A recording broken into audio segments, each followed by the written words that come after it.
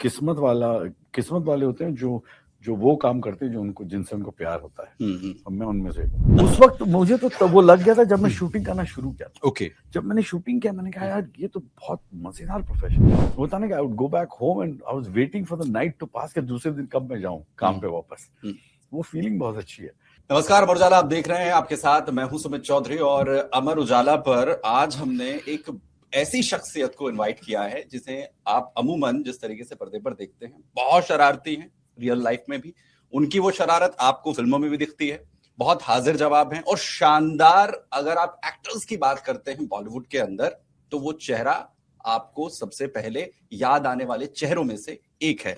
बहुत ही talented actor हमारे साथ हैं अरशद वाजिद सर। बहुत शुक्रिया हमारे साथ यहाँ पर जुड़ने के लिए। Thank you.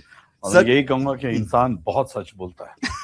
Thank you so much. और अब मैं इस पूरे पॉडकास्ट में जो भी बोलने वाला हूँ बिल्कुल सच बोलने वाला। सच के सिवा कुछ नहीं होगा। बिल्कुल सच के सिवा हम कुछ नहीं बोलेंगे। और अरशद सर जो हैं, क्योंकि अभी LLB 3 कर भी आए हैं, तो कानून में तो पहले ही कहा जाता है, पहले ही रखवा कर शपथ जो है वो ले ली जाती है। लेकिन सर एक लंबा करियर आपका पूरा बॉलीवुड का डिकेड वाले अब हो गया, 30 इयर्स कंप्लीट हो गए। कैसे देख रहे हैं पूरी जर्नी? यार पॉजिटिव ही है, अच्छा ही है, बहुत अच्छा है। इनफैक्ट इसमें कहीं पे मुझे कोई एतराज नहीं है। उस वक्त भी नहीं है जब मैं करीब 3-3.5 साल तक काम नहीं किया था मैंने, जो 3 साल घर पे बैठा था। और फिर जाके एक फिल्म आई थी जो नाम कमाई, जो मुन्ना भाई थी, जो तो तकरीबन 4-4.5 साल तक तो आउट ऑफ साइट था मैं। उसके बावजूद मेरे ख्याल वो जो दौरान होता है उस वक्त आप सबसे ज्यादा सीखते हैं। बट वो ही एक है। But other than that touchwood मुझे कभी क्या कहते हैं, कभी ऐसा नहीं लगा कि यार मैं गलत प्रोफेशन में आ गया, मैं क्यों आया यहाँ पे। नहीं, मुझे बहुत मजा आया यहाँ पे। Good time, but I have enjoyed every minute of this profession. And कसम से कह रहा हूँ कि आई एम क्या कहते हैं, वो किस्मत वाले होते हैं जो वो काम करते हैं जिनसे उनको प्यार होता है। और मैं उनमें से हूँ। ये प्यार आखिर कैसे हुआ, या पहले ही सोच लिया था कि नहीं मेरे को एक्टर बनना है? इत्तेफाक मैं बता रहा हूँ, वो लव एट फर्स्ट साइट होता है ना, मेरा वो चक्कर था। कोई एक कभी मैंने सोचा भी नहीं था कि मैं एक्टर बनूंगा। कई वजहें थी, बट सबसे अहम जो वजह थी वो थी द फियर ऑफ फेलियर। वो जो हारने का जो डर होता है ना, और वो क्या है कि हमारे प्रोफेशन में वो सबसे ज्यादा खतरनाक है, क्योंकि आप सिर्फ अकेले में नहीं हारते, आप पूरे इंडिया, पूरे दुनिया के सामने हारते हो। बिल्कुल। और पूरी तरह हारते हो, आप एक मजाक बन जाते हो। तो वो उस बात से मैं बड़ा घबराया हुआ था। इसीलिए मुझे जब ऑफर भी आया फिल्म का तो मैंने साफ ना कर दिया। मैंने कहा नहीं भैया। आप मानोगे नहीं, मैंने कभी किसी ज्यादातर बताया नहीं किसी को, बट तेरे मन एक सपने के पहले भी मुझे एक फिल्म का ऑफर आया था। उस वक्त भी मैंने ना कर दिया। मैंने कहा ये एक्टिंग मत करो यार, मैं जो कुछ कर रहा हूँ मैं ठीक हूँ, अपनी सिंपल लाइफ मुझे पसंद है।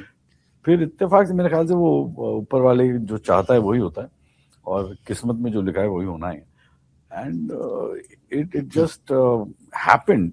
तो मैंने कभी नहीं सोचा था कि एक्टर बनूंगा, वो बनते बनते बन गया। तो आपको क्या लगता है कि तेरे मेरे सपने जब आप उस लॉन्च कर रहे थे, या जब आप करियर स्टार्ट कर रहे थे, या फिर जब सेकंड पार्ट जिसे आप कहते हैं कि बीच में एक इंटरवल आया और उसके बाद फिर मुन्ना भाई MBBS आई, उसमें सबसे ज्यादा जो एक कहते हैं कि जो गूज़बम्स आ रहे थे, या फिर वो जो घबराहट होती है, चिंता होती है, वो पहले वाले में थी या फिर सेकंड वाले पीरियड में थी? हमेशा होती है, आज भी होती है। मैं आज भी जब पिक्चर साइन करता हूँ तो मैं, आप मानोगे नहीं, बट इतना सामने वाले एक्टर को होती होगी, आपके सामने नहीं। मैं जब तक पहले दिन शूट का मैं बड़ा नर्वस रहता हूँ।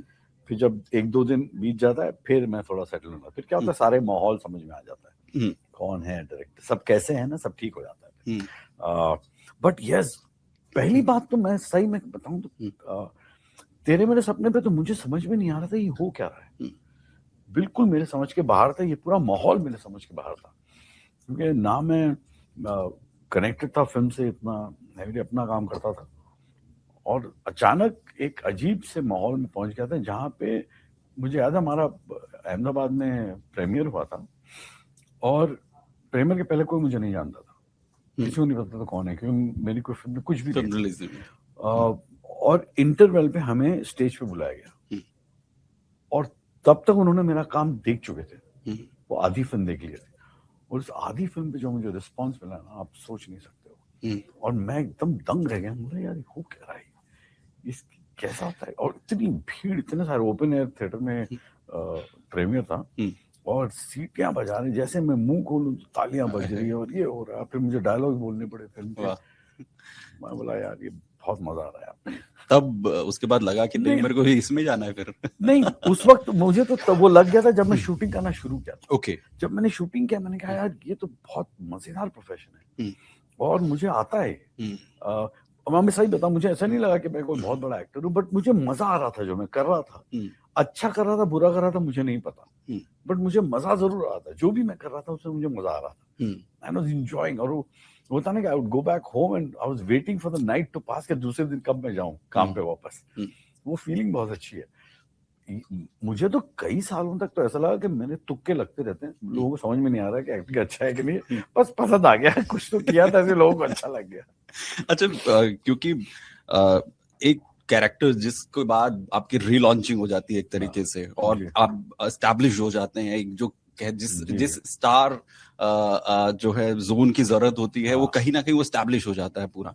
उस कैरेक्टर को लेकर खुशी होती है, प्राउड होता है उसे लेकर, लेकिन क्योंकि कुछ एक्टर्स से जब हम बात करते हैं वो कहते हैं कि सर मैं टाइप नहीं होना चाहता, मैं उसमें कैद हो गया। अभी कुछ एक्टर्स को लेकर बात भी हुई, मैं उनका नाम नहीं लूंगा खैर उसमें, लेकिन आपको लगता है कि आप उसमें कैद हुए या आपको उसमें मजा आता है? क्योंकि मैं तो खैर एंजॉय करता हूँ एज ए व्यूअर। मैं बस सच बताऊं ना तो आई थिंक 99% किसी एक्टर को पता नहीं होता है कि उसकी परफॉर्मेंस का क्या रिस्पॉन्स आने वाला है। मुझे नहीं पता था, मुझे नहीं लगता कि अक्षय को भी पता होगा कि उसने जो ये भी रोल किया है, किसी को अंदाजा भी होगा कि लोग इतना पसंद करेंगे। धुरंधर में हमको किसी को नहीं पता होता, हम सिर्फ अपना काम करते हैं विद फुल ऑनेस्टी, और फिर इत्तेफाक से कुछ चीजें लोगों को पसंद आ जाती है, कुछ चीजें हमको लगता है कि हमने बहुत अच्छा काम किया और ऐसा लगता है बस यूं ही निकल जाती है। तो हकीकत तो ये है। तो मैं आज भी ये नहीं समझ पाऊंगा कि यार ये रोल के बाद मुझे बड़ा मजा आया, बहुत कुछ हुआ, नहीं, मैं कभी नहीं समझ पाऊंगा। इतना है कि बस सर्किट करने के बाद लोगों को अच्छा लगा।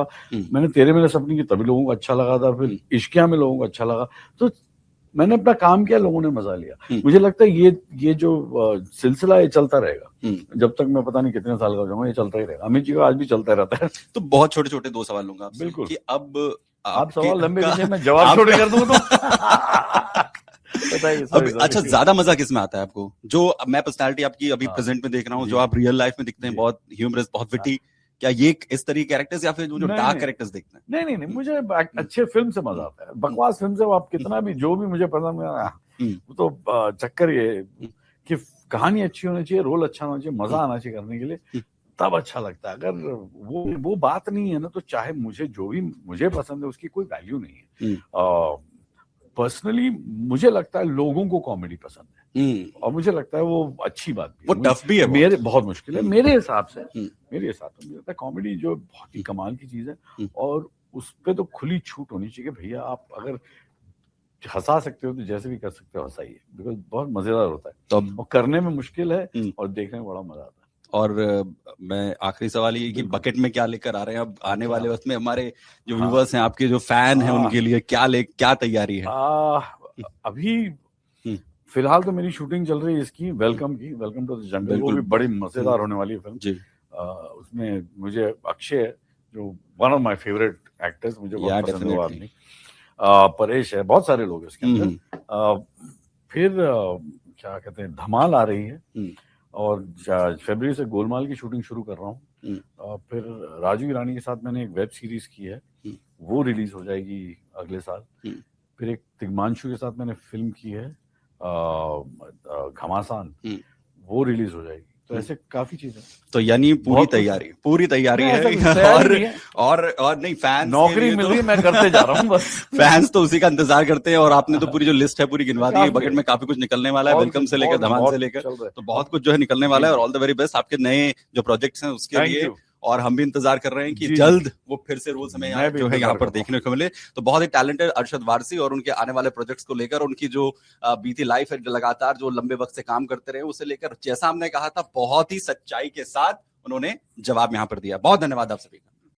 अगर आप ये वीडियो YouTube पर देख रहे हैं तो हमारे चैनल को सब्सक्राइब कर बेल आइकन दबाएं, और Facebook पर देख रहे हैं तो हमारे पेज को लाइक करें।